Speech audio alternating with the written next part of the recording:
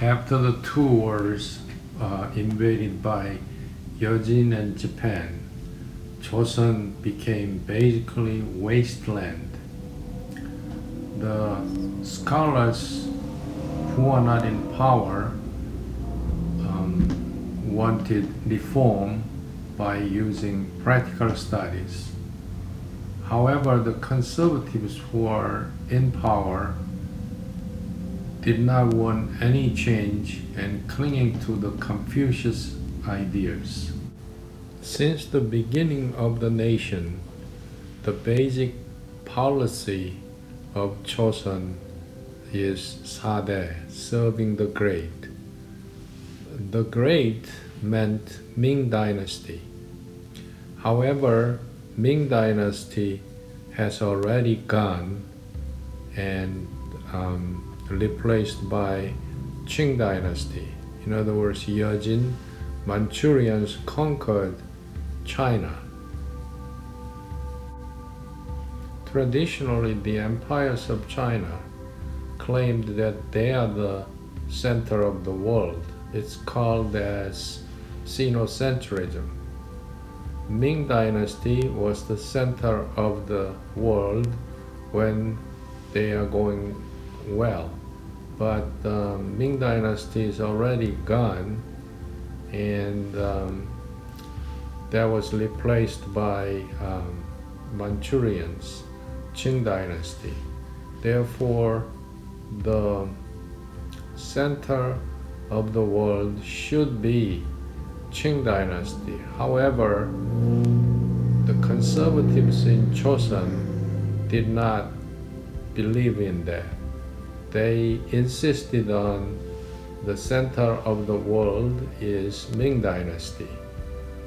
Therefore, the Chosun must inherit the tradition of Ming Dynasty, which was the center of the world. So on the surface, they were submissive to Qing Dynasty. However, they did not respect the Qing Dynasty. Instead, they were sort of respect Ming Dynasty, even though the Ming Dynasty no longer existed. So the idea that Chosun must inherit the Ming Dynasty's Sinocentrism is called as Small Sinocentrism. This was claimed by Song Shi-yeol. He was the leader of the Small Sinocentrism.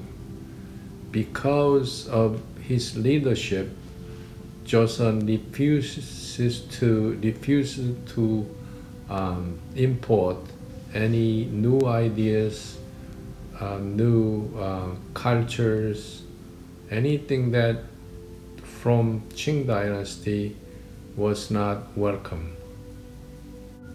The Small Sinocentrism led Chosun to become Hermit nation in the corner of Northeast Asia.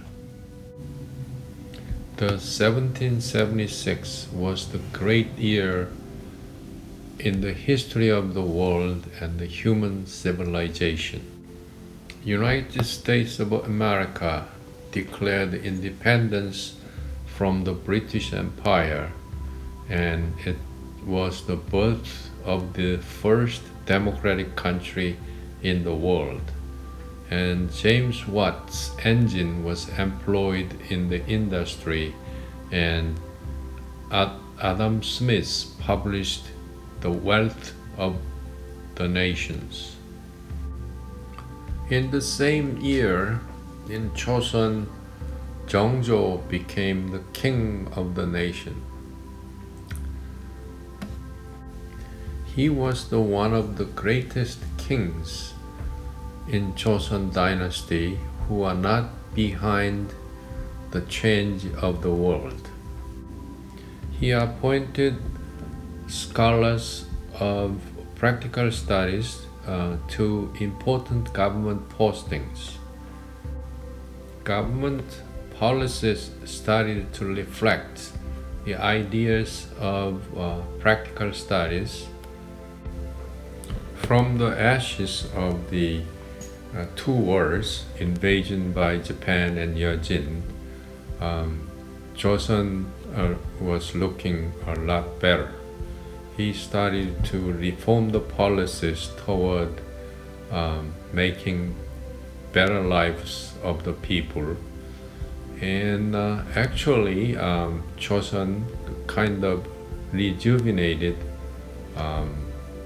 to become a strong nation, and the people's lives getting better, and the economy started to resembling the capitalism. Even though he wasn't trying to reform the country, employing the Enlightenment idea like Japanese reform, the meaning Meiji reform.